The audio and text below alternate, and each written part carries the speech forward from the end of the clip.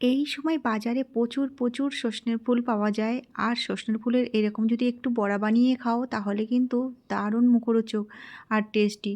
চলো বন্ধুরা, কীভাবে এই সজনে ফুলের বড়াটা বানিয়েছি পুরো ভিডিওটা দেখতে থাকো। তো এই দেখো, আমি কিছুটা পরিমাণে পেঁয়াজ কুচি নিয়েছি, তারপরে লঙ্কা কুচি আর কিছুটা রসুন কুচি নিয়ে নিয়েছি। এরপর আমি ফুলগুলো দিয়ে দিয়েছি। দেওয়ার পরে আমি একটু সামান্য লবণ, একটু হলুদ, একটু চিনি আর একটু গোলমরিচের গুঁড়ো দিয়েছি। দেওয়ার পরে এবার কিছুটা পরিমাণে বেসন দিয়ে দেবো, দিয়ে এটা ভালো করে মাখিয়ে নেব।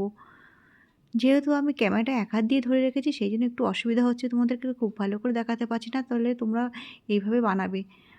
তো এরপরে মাখানো হয়ে গেছে। এবার দেখো, আমি একটা ডিম দিয়ে দেবো। এর মধ্যে কিন্তু একদম জল দেবে না। একটা ডিম ফাটিয়ে নিয়েছি, নিয়ে এর মধ্যে দিয়ে দিয়েছি। এবার এটা বেশ ভালো করে মাখিয়ে নিতে হবে এইভাবে।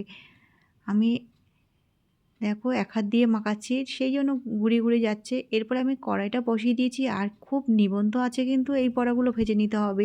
তোমরা যদি গ্যাসে করো তাহলে কিন্তু একদম লোতে দিয়ে দেবে। দেখো, তেলটা কিন্তু খুব বেশি হিট করা যাবে না, একটু গরম হয়ে গেলেই বড়াগুলো কিন্তু এইভাবে দিয়ে দেবে। একটু হাত দিয়ে চেপে চেপে দিতে হবে, তাহলে কি বলো তো, ভাজাটা বেশ সুন্দর হবে, খেতে ভালো মুচমুচে হবে। আর তোমরা চাইলেও একটু চালের গুঁড়োও দিতে পারো।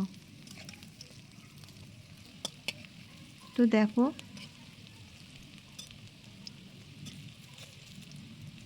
এইভাবে সুন্দর করে বড়াগুলো ভেজে নিতে হবে। দেখো কত সুন্দর বড়াগুলো লাল লাল ভাজা হয়ে গেছে।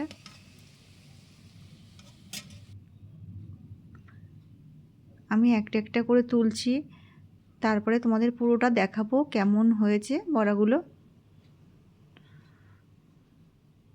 চলো বন্ধুরা, আমার এই সজনে ফুলের বড়াটা রেডি হয়ে গেছে। আজকের এই সজনে ফুলের বড়া রেসিপিটা তোমাদের কেমন লাগলো? যদি ভালো লেগে থাকে তাহলে অবশ্যই কিন্তু একটা লাইক কমেন্ট করতে যেন ভুলো না। আর চ্যানেলে তোমরা যারা নতুন তারা অবশ্যই সাবস্ক্রাইব করে দিও। আমার নতুন নতুন ভিডিওগুলো সবার আগে তোমাদের কাছে পৌঁছে যাবে। আজকের মতো বিদায় নিচ্ছি, আবার আসবো নতুন কোনো অন্য ভিডিও নিয়ে। সবাই ভালো থেকো, বাই, টাটা।